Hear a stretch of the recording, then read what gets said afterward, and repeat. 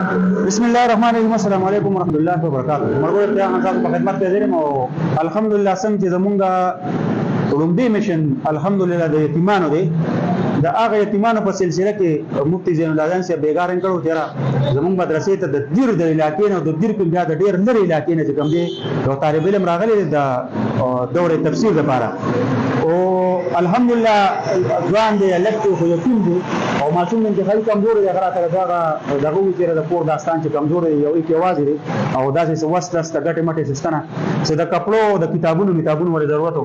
نو ان شاء الله تعالی زموږ د ویډیو مقصد دغه چې څومره موږ د پیسې پر دې لګو نو دغه پیسو ته خلک ګوري نور خلک بیا په امداد شروع کوي الحمدلله او په دغه ترتیب باندې زموږ د سیستم چې کوم دی دغه روان دی تقریبا په سینکړو باندې یتیمانو ته الحمدلله ورسېدو خلکو ته ګورونو شو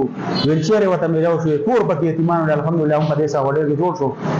قسم طریقه باندې الحمدلله سنا سره روزګارونه 200 کور ته روان شو داسې په کې علاج بیماران الحمدلله قسم طریقو سره ان شاء الله وچچو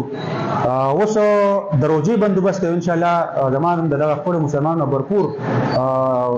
یقین دی او زموږ سره دغه ان شاء الله تعاون کیږي بیګام یو مرګري خو برپور تعاون کړي ان شاء الله د نور مسلمانانو هم زموږ داسې اراده شته چې داسې مرګري ان شاء الله تعاون وکړي که خیر دغه یو ماشوم دی یتیم دی او دغه یتیم سره د خپل تنظیم د طرفه د خپل وس مطابق امداد کوو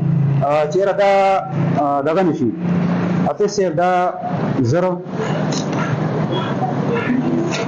دا دوا دا درې دا سلور د روپې دي دا پیسې زما خپلې وي خان دا چې چا پیسې د چا په دې کې استعمال شي هغه د دوا کې ښه په دې پیسو باندې بزان له پکې کپړې ماري او ځان له پکې دا یو کتاب او یو رجستر واري او د ګندلو دیم پکې کې ان شاء الله کوشش وکړو کو بیا مکمل شو کفیر پروژه کې او زموږ سره چې کوم یتیمان دي سیران دي الحمدلله ما یو پلان جوړ کړی هغه پلان باندې ان شاء الله دا پر چلی کو چې کوم کوم دي موږ سره لومبینه کوم دي بیا علاج بیماران چې پکې کوم دي دا غین علاوه بیا عام خلک ان شاء الله وزرګو او مکستاسو امداد وکړو ان شاء الله نو کوشش وکړو چې هر چا ته ځان ورسو او ورته ځان ورسو در ته ځان ورسو دا چې خلک موجود دي چې یتیمان دي دای کر سشتنه پلاران نشته نور څوک د غټي وټ نشته دا چې کورونه زموږ په خپل کلی کې شته چې هغه کې یتیمان دي خو ماشومان دي دا چې کورونه پکې شته چې هغه کې کونډې دي خو صرف دونه وطناست دي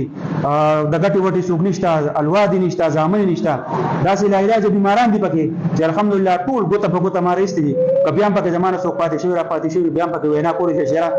دغه یو کور دی یا کونډه ده یا یتیم دی او چې ان شاء الله کوم مستحق یتیمانی کوم دي ان شاء الله هغه په رمضان په کچ کې لومبې کو دا غینه بعد به ان شاء الله بیا چې کوم لا علاج بیماران دي او ورسره بیا عام خلک ان شاء الله تر سره کو دغه تاسو د امداد منتظرین دغه زمون په کلی کې الحمدلله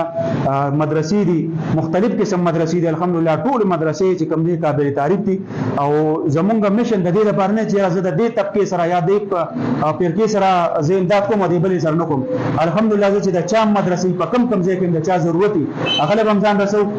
د یو سړي هر یو تنظیم سره تعلق ساتي هر پارټي سره تعلق ساتي زموږ د خدمت ان شاء الله د خدمت خلک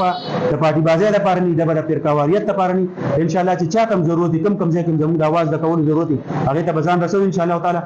دغه یو انفارمیشن چې یتیم دی د بل کلینا د بل زلینا د ډیر لري نه د غرونو راغلي دی یتیم دی